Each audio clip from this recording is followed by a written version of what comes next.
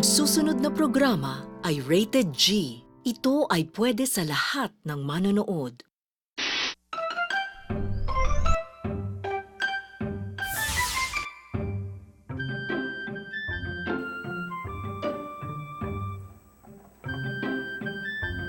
Okay na ba yan? Yun, usod mo lang na onte. Sige. Yan.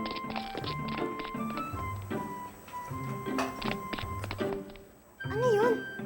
Ngay, may naririnig ako. Teka.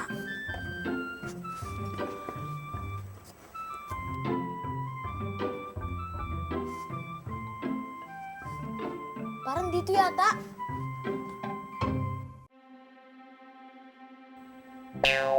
Peanut! Peanut nga! Why not ang palaya? Why not munggo at kalabasa? Why not gatas at keso? Why not, why not? Why not ang palaya? Why not munggo at kalabasa? Why not gatas at keso? Why not, why not? Why not, why not? Why not, why not? Why not, why not? Why not? Why not?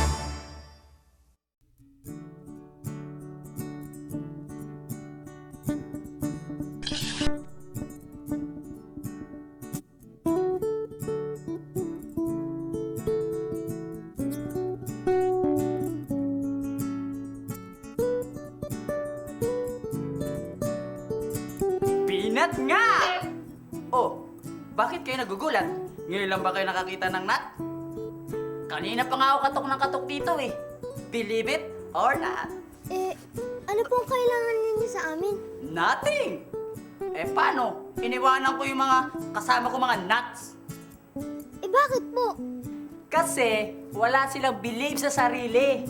Low self-esteem. Kontento na silang ituring mga junk food. Masaya na sila kapag kinakain habang nanonood ng sine, o kaya pag nanonood ng TV, o kaya naman pag naka-standby, pag walang magawa. Hay nako, hindi nila alam masusustansya kaming mga nuts. Maganda kaming sama sa diet ng mga tao. Masustansya ang nut?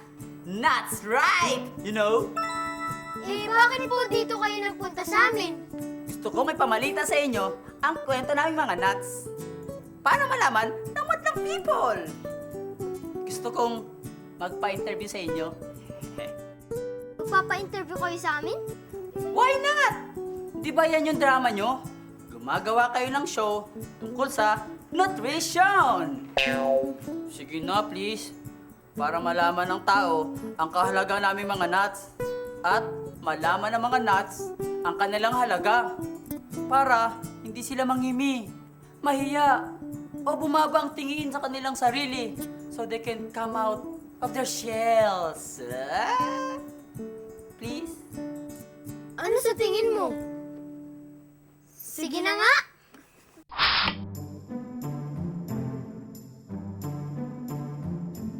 Ready na ako. Okay, handa ka na? Sige, sige. Saan ako titingin? Not here? Not there? Sa camera kaya? O sa'yo? Para maganda profile ko. Okay na ba? Okay na? Okay. Take it away! Aba, marunong umanggulo ah. Sa kamera lang po ang tingin, Mr. Nat. Ah? Simulan po natin ang interview na ito sa pamamagitan ng pagsabi sa amin kung ano talaga ang mga nut. Magandang tanong po yan. Kami po ay pagkaing may kernel na nasa loob ng matigas na bao. Colonel, di ba yan yung soldier? Not joking! Kernel. K-E-R-N-E-L. Kernel. Yung parang buto sa loob ng shell. Kami ang mga bunga mula sa puno o halaman na nababalot ng shell o bao. Mayroong matigas na matigas at mayroon na mga di masyadong matigas. Not sure, not sure. At eto talaga ang gusto kong sabihin. Nagkukulong kami sa loob ng aming shell. Sa matigas na bao na ito, sa matagal na panahon. Lumalabas lamang kami kapag kailangan ng tumubo. Ngunit, para saan? Para saan? Para magkaroon ng supling? Magtatago rin sila sa kani-kanilang bao. It's not right, it's not right. Tama ho ba yun?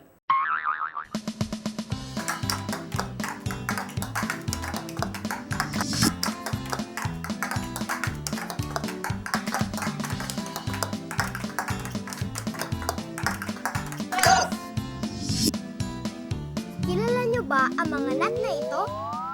Pili, kasoy, kastanyas, buko, pistachio, almond? Maitatapat niyo ba sa bawat nut ang tamang pangalan nito? Almond, pistachio, kiwi, soy, buko, kastanyas. Dahil mataas ang taglay ng oil ng mga nut, mainam silang pinagkukunan ng enerhiya. Karamihan naman ng fats na nasa nut ay hindi nakakasama sa puso. Unsaturated fats ang uri ng fats na nakukuha sa nuts na nakakapagpababa pa ng kolesterol. Meron pa po bang ibang sustansya ang nuts? Bukod sa oil, ang nuts ay isa sa pinakamagandang pinagkukunan ng protina galing sa halaman. Mataas din ito sa fiber at antioxidants tulad ng vitamin E, selenium at omega-3 fatty acids.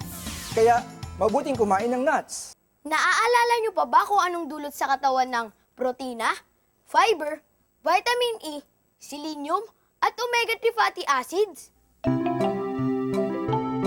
Ang protina ay kailangan para lumaki ang ating mga kalamnan.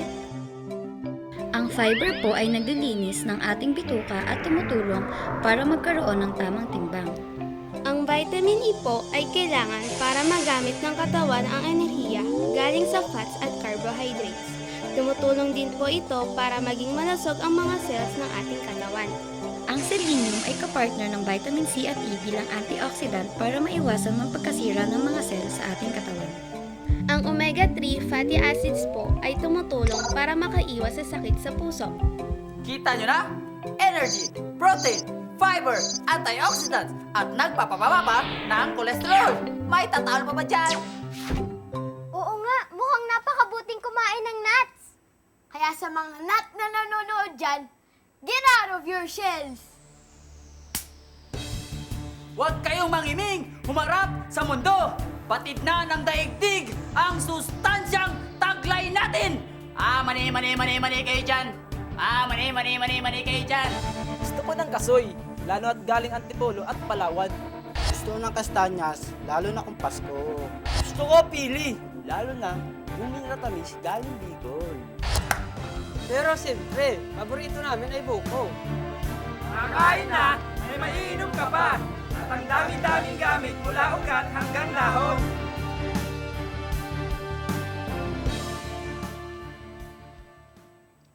Mr. Peanut, alam niyo ho, ang pinakasikat na sigurong kernel na nasa loob ng bao ay ang mani o peanut. Tama ka dyan. Talagang sikat kami mga mani o peanuts. Pero alam niyo ba na pinagtatalunan pa kung kayo pong peanut ay isang nut? Pinagtatalunan? Bakit? Kasi po, ang nut ay galing sa puno o halamang nasa ibabaw ng lupa. Samantalang ang mani naman ay ugat na nasa ilalim ng lupa. Ganon? At isa pa, ang nuts daw po kasi ay naglalaman ng isang kernel lamang sa isang shell. Samantalang ang peanut ay naglalaman ng higit sa isang kernel sa isang shell. Kaya base dito, ang mani ay hindi nut, kundi isang legume. Tulad ng legume na green peas, sitaw, at patani. Ang mani ay nagtataglay ng higit sa isang kernel sa isang shell. Kaya nga raw ang peanut is not a nut, it is a tree. Oh no! Oh my nuts! Sa kabilang dako naman, ang legume ay kusang bumubuka o madaling buksan. ang mani ay hindi kusang bumubuka. At ang legume ay nakadilig sa kanilang balat. Pero hindi ganoon ang mani. Ganun na nga yun. May nagsasabing ang peanut ay nut at meron din naman nagsasabing ito ay legume. Kaya pala minsan, nalilito ako sa tunay kong identity. Pakiramdam ko, not ako.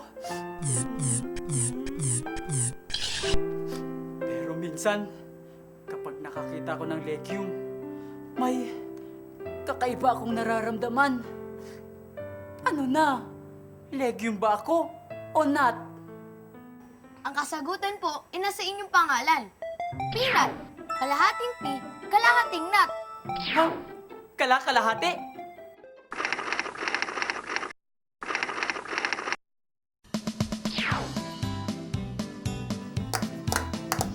Kasoy! 80% ng isang nut ay binubuo ng fats. Kahit na ito'y nakakabuting fats, dapat ay pakonti-konti lang ang kain ng nuts dahil ito'y dagdag calories din. Kaya nga, ang magandang gawin ay babaan ang konsumo ng mga pagkain mayaman sa saturated fats at palitan ito ng nuts. Halimbawa, sa halip na maglagay ng chocolate chips sa gagawing cookies, lagyan na lang natin ito ng nuts. O sa halip na hamburger sandwich ang kainin para sa proteinang taglay nito, peanut butter na lang dahil magkapareho sila ng lamang protina. Narito ang ilan pang pagkain may nuts na maaari natin kainin.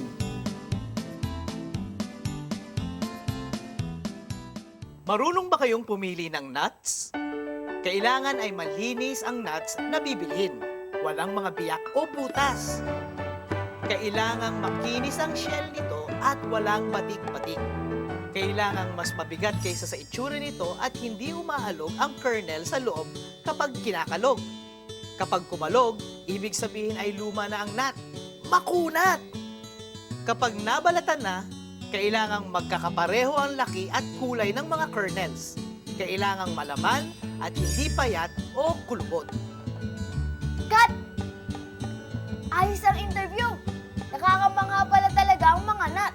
Siksik sa protina, enerhiya, fiber at antioxidants. Mr. Peanut, ba't po kayo malungkot?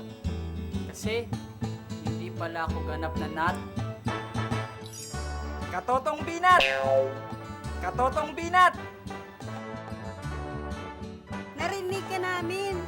At pinagliwanag mo ang aming mga isip. Kaya lalabas na kami sa aming mga baho para makilala kami ng mundo. Pero, di ako ganap na nut. Kalahating legume ako. Hindi problema yon. Dahil may katangian ka rin namang tulad naming mga nut. Tuturing ka naming pinsan. Pinsan, sige, okay. Okay na ba yun sa'yo? Basta first cousin. Okay! Yeah, right, yes! Woo! Yeah! Yes! Yes! Why? Yes, yes, yes, yes, yes! May ganon?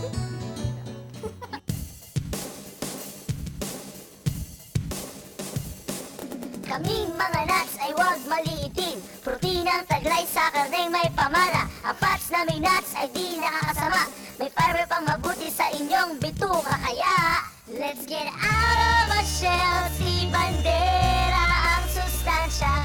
Isipin niyo yun habang kami ginuguyan.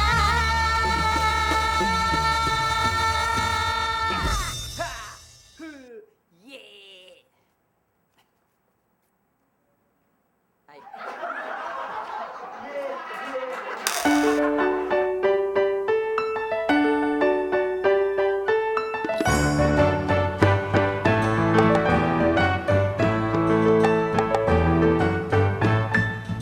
Sari-saring pagkain araw-araw.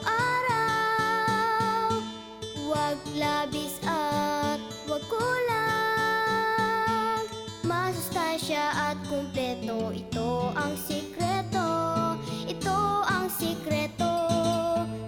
Lakas, sigla, pati liksi. At wastong paglaki. Dulot sa atin ng pagkaing wasto. Healthy lifestyle at ehersisyo. Why not ang palaya? Why not munggo at kalabasa? Why not